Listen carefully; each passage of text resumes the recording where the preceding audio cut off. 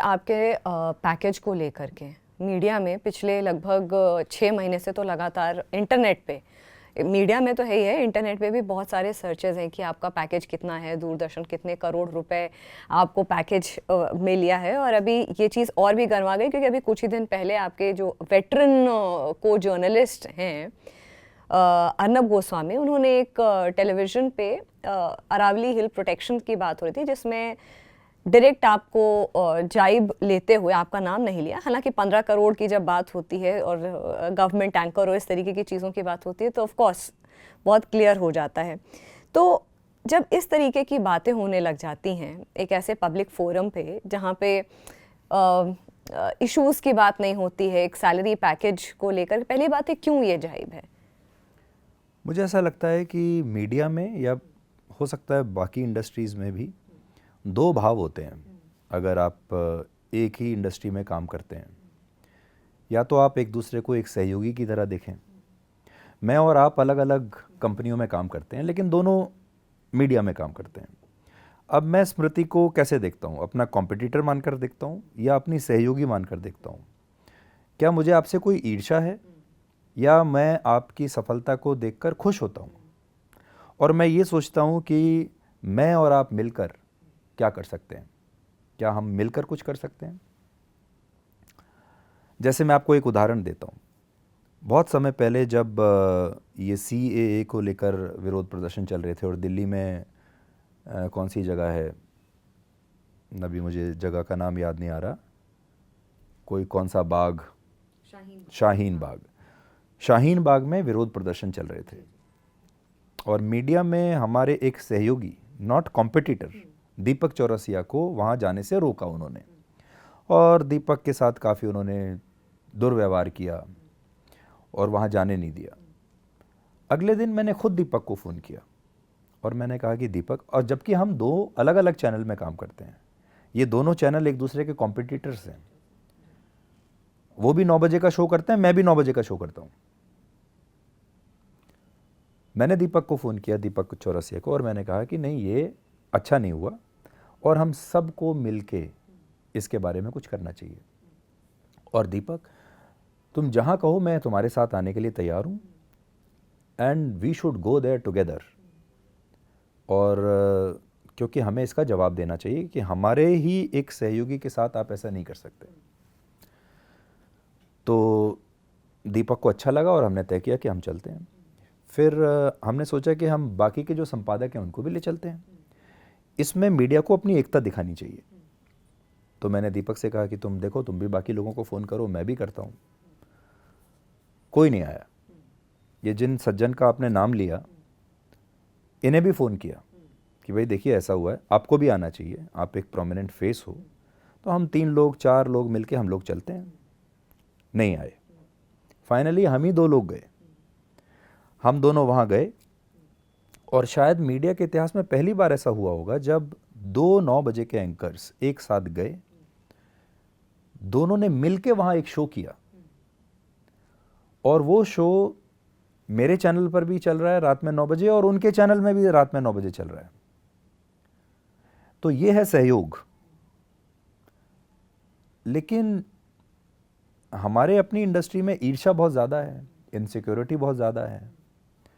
और अब जो ये आप जो कह रही हैं इसके बारे में तो मैं क्या ही कहूँ। कौन व्यक्ति मेरे बारे में क्या कहता है इसका जवाब तो वो खुद ज़्यादा दे सकते हैं कि उन्होंने, उनके दिमाग में अपना शो करते समय उनके दिमाग में मेरा नाम क्यों घूम रहा है। तो मैं होता तो मैं मेरे शो पे कंसंट्रेट करता बजाय इसके कि किसी और के पे पैकेज के बारे में मैं सोचूं। और तो यही है कि मैं तो सब लोगों को अपना सहयोगी मानता हूँ। मेरा किसी के साथ कोई कंपटीशन नहीं है। मैं ये पता करने की कोशिश नहीं करता कि किसको कितना पैसा मिलता है, किसका कॉन्ट्रैक्ट कितने का है, किसकी कंपनी कितने फ़ायदे में चल रही है, कितने नुकसान में चल रही है। मेरा शुरू से जो अप्रोच रहा है वो यही है कि अपने ऊपर ध्यान दो और ये देखो कि आप क्या कर सकते हैं। रही बात मेरे पैकेज की, तो आज आप देखिए, मुझे ऐसा लगता है कि सबसे मुश्किल काम एक जर्नलिस्ट का है, एक संपादक का है, एक एंकर का है। बहुत काम करना पड़ता है, बहुत मेहनत होती है, क्वालिटी ऐसे नहीं आती। क्वालिटी लाने के लिए यू नीड गुड टीम, उसके अंदर इन्वेस्टमेंट लगता है। बॉलीवुड का एक सेकंड रेटेड या थर्ड रेटेड एक्टर आज एक पिक्चर के 5 से 10 करोड़ ले लेता है, जिसमें कि उसका टोटल जो काम होता है वो 2 महीने का होता है। 5 से 10 करोड़ रुपया कोई भी, अगर आप देखेंगे, मैं सुपरस्टार्स की बात नहीं कर रहा, लेकिन उसके बाद की जो वो आती है, इतना पैसा ले लेते हैं। खिलाड़ी इतना पैसा कमा रहे हैं। तो अगर एक जर्नलिस्ट ने अपना एक जायज़ पैसा ले लिया तो उसमें किसी को क्या समस्या हो सकती है? इसमें मुझे ईर्ष्या ज़्यादा दिखती है। एक जो प्रोफेशनल राइवलरी होती है वो ज़्यादा दिखाई देती है। बहुत सारे लोग कहते हैं कि टैक्स पेयर का पैसा है, पर मैं ये कहता हूँ कि हमारा जो उद्देश्य है वो ये है कि कैसे हम जागरूक नागरिक तैयार करेंगे। तो अगर मैं साल में कुछ करोड़ जागरूक नागरिक तैयार करता हूँ, उन लोगों की सोच बदलता हूँ, उन लोगों की जानकारी बढ़ाता हूँ, उनके जीवन में कुछ बदलाव लाता हूँ, तो ये पैसा तो कुछ भी नहीं है, तो क्वालिटी मुफ्त में नहीं आएगी। क्वालिटी के लिए आपको थोड़ा पैसा खर्च करना पड़ेगा। तो मेरा तो उसके बारे में यही कहना है। और ये हमारे जो युवा पत्रकार हैं उनके लिए भी बहुत इनकरेजिंग है। मैंने एक रास्ता उनके लिए खोला है। मैंने उन्हें ये साबित करके दिखाया है कि अब पत्रकारिता वो पेशा नहीं है जिसमें आप कभी पैसा नहीं कमा पाओगे।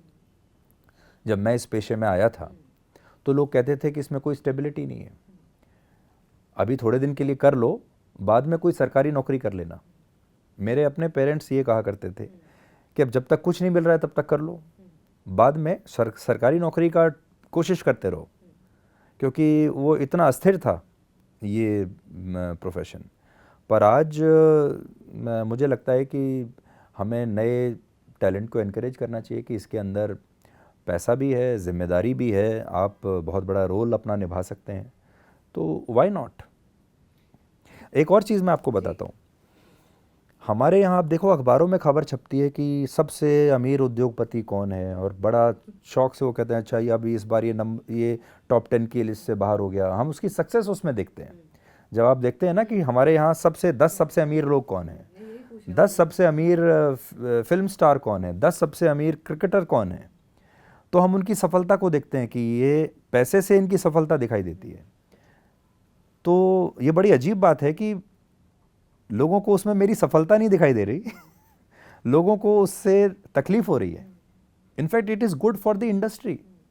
आज एक फिल्म अगर अच्छा करती है बॉलीवुड में, तो वो पूरी फिल्म इंडस्ट्री के लिए एक शुभ समाचार है कि भाई बाकी के लिए भी कुछ उम्मीद है। तो मुझे लगता है इसको उस नज़र से देखना चाहिए।